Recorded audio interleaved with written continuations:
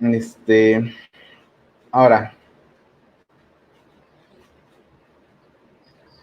de hecho, por ejemplo, Wesley claramente no identifica a los hermanos del Señor como hijos de María. De hecho, para evitar cualquier ambigüedad en este tema, ninguna de las personas en la escritura se dice explícitamente que es el hijo de la Virgen María, excepto Jesús. Solo Jesús es conocido como el hijo de María en Marcos 6:3. De hecho, es bastante interesante eso. O sea, en ningún pasaje a los demás hermanos se les dice hijos de María, simplemente se les llama hermanos. Y a Jesús, como estábamos comentando, sí se le llama así, hijo de María.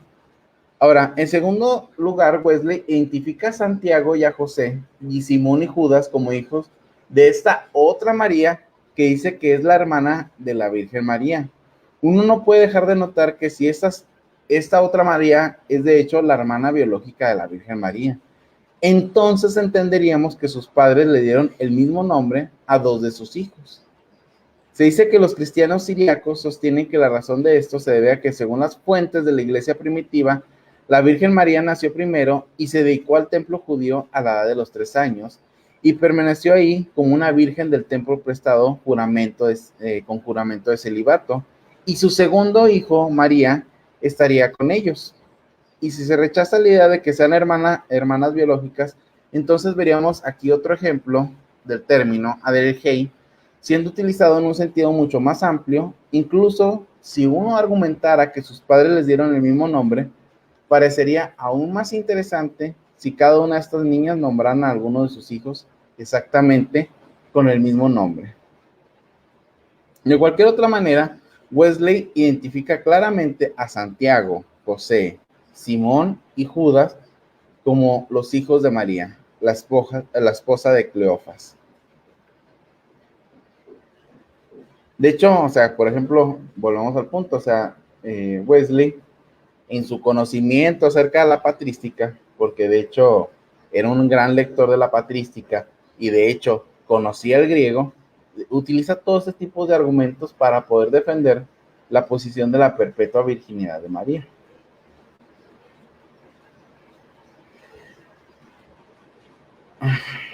De hecho, nomás para ir terminando, eh, y también tomar en cuenta las presuposiciones, Wesley viene también del anglocatolicismo, o bueno, o de ese movimiento que después daría forma a lo que se llama el movimiento de Oxford, que es donde viene John Henry Newman y todo eso.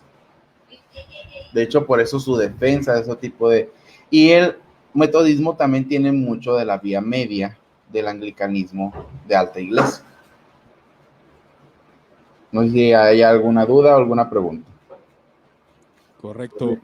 Bueno, me parece interesante, creo que con lo que hemos argumentado, tanto Nicolás J. R. González como un servidor, podemos ver una línea de cuáles son las doctrinas que el protestantismo, porque precisamente es la historia del protestantismo, ahora los padres de la iglesia pues son tomados por todos los sectores cristianos, ya sea Oriente, Occidente, protestantes, católicos y ortodoxos, ¿no? Entonces, es importante considerar todo esto, pero me gustaría comentarles, Nicolás J.R., la modernidad ha desechado, de hecho, todas estas enseñanzas de la perpetua virginidad de María, de la ascensión, hablando del protestantismo, eh, sobre todo la perpetua virginidad, que como vimos es abrazada por reformadores, por padres de la iglesia, por anglicanos, luteranos, algunos puede ser, metodistas, etcétera, etcétera. ¿Ustedes creen que el cambio de pensamiento, hablando de premodernidad, modernidad y posmodernidad, estamos tratando de entender que el pensamiento, al volverse racionalista, comienza a desechar todas estas enseñanzas, porque realmente que María tuvo más hijos, aunque podemos ver en el vídeo y en algunos exponentes del pasado, ciertos argumentos que son los mismos sobre la perpetua virginidad de María, rechazándola, pero algo que se ha visto un énfasis muy marcado es en la actualidad. ¿Ustedes creen que sea obviamente por el cambio, por el punto de que el cristianismo se ha vuelto más racionalista y no ha querido aceptar ciertas cuestiones que dependen de la fe, o etcétera, etcétera? No sé si me explico con esta pregunta, no sé si alguno de ustedes quisiera argumentar, no sé, Nicolás, algo que puedas comentar referente a esto del racionalismo que ha cambiado el cristianismo desde algunos, tanto de la Reforma, porque la Reforma siguió guardando aspectos tanto místicos como de solamente por la fe se comprende, etcétera, etcétera. Claro. Bueno, en primer lugar decir que el sustento del racionalismo tiene que ver con que se desecha todo lo que no pueda ser probado por las leyes de la lógica en este caso, y que no sea susceptible a la misma razón.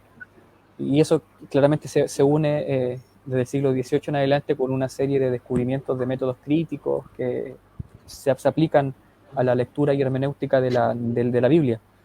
Bueno, yo creo que serían varios los factores por los cuales estas doctrinas, tanto tradicionales como también bíblicas en cierto punto, se desechan. Yo creo que en primer lugar, por parte del sector evangélico más tradicional e incluso más moderno, se rechazan estas enseñanzas porque se vinculan con el catolicismo romano.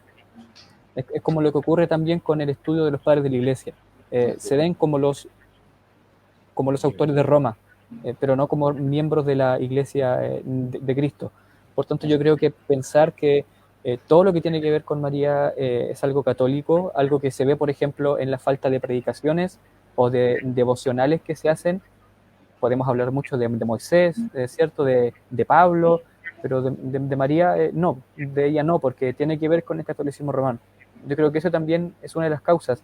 Y otra, yo creo que, bueno, y esto también afecta muchas cosas del Nuevo Testamento.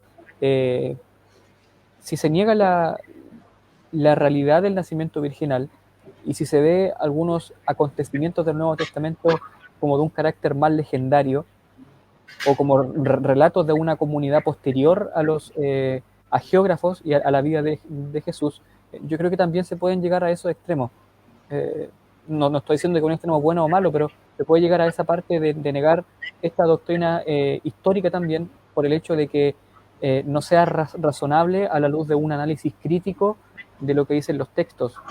Entonces yo creo que serían muchos los factores por los cuales se quita esta enseñanza, tanto en un carácter más crítico de la interpretación del texto y de cuál es el significado que tiene el texto y de qué forma está ahí, y otra que el mundo evangélico hoy en día vincula mucho la historia y lo que tiene que ver con María con el romanismo papal, y como que no lo diferencia mucho. Y como hemos visto aquí, esa diferenciación claramente tiene que ser bien marcada. Sí, definitivamente es algo que se tiene que ver, como dijo un exponente por ahí, ver que los reformadores, cómo vieron la veneración a los santos, cómo vieron la veneración a María, cuáles fueron las modificaciones y contraataques contra las doctrinas papistas. JR. Bueno, yo creo que, como tú bien estás ahí comentando, mucho de esto se da en parte por la cuestión del positivismo, el positivismo que va entrando dentro de la iglesia, y obviamente todos estos son pensamientos de la Ilustración, y empieza a abordarse un tipo de divinidad cerca de la razón. O sea, la razón tiene que explicarnos todo el universo, la razón tiene que explicarnos todas las situaciones. De ahí, por ejemplo, muchas situaciones que se van dando progresivamente, y el rechazo a muchas ideas que vienen de los pensadores de la Reforma, y muchos, como estaba comentando, nos parecen católicas a mucha gente, pero simplemente, más bien la palabra sería romanas, porque realmente, por ejemplo, los reformadores, ellos se veían como los verdaderos sucesores de la Iglesia Católica. Es que también ese es otro punto. Ellos se veían como verdaderos sucesores de la Iglesia Católica, por lo cual la idea no era una destrucción de toda la línea de pensamiento que tenían la Iglesia Universal. Ellos se veían como los verdaderos herederos del pensamiento de la Iglesia Universal. Simplemente era quitar los excesos y aquellas añadiduras que no estaban firmemente ancladas dentro de la cuestión de la tradición. Ahora, en el momento en el cual el racionalismo entra, empiezan a quitarse muchas situaciones. También, por ejemplo, lo podemos ver en la cuestión sacramental. O sea, todo ese tipo de rechazo a las cuestiones sacramentales, tipo de pensamiento, la presencia de Jesucristo, todo ese tipo de situaciones místicas y que para ese tipo de pensamiento es muy irracional pensar, ay, ¿cómo puede estar Dios aquí? O cómo María puede permanecer virgen después de tener a un hijo. Eh, entonces, ahí la cuestión de la lucha que tiene a veces todo ese tipo de pensamientos. Ahora, añado a esto, creo que es importante, y como comentario para cerrar,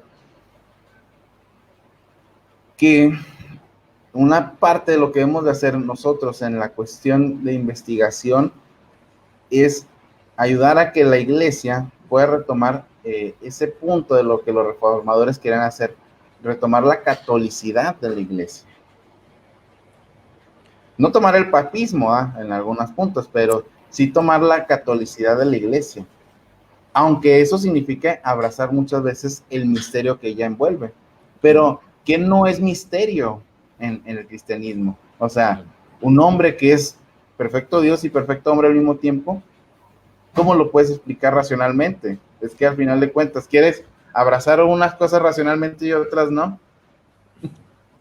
Exactamente. Y la tradición de la iglesia, que es algo que se está rescatando por varios grupos, y más entre más información sale, aún hermanos que están ahí haciendo algunas cosas en Facebook, tratan de ver la continuidad que los reformadores trataron de hacer, desde tampoco no desechando toda la escolástica, bueno, aunque Lutero sí rechazaba algunos más la escolástica, pues la realidad es de que tenía muchos aspectos de la misma, ¿no? Entonces, es interesante conocer todas estas perspectivas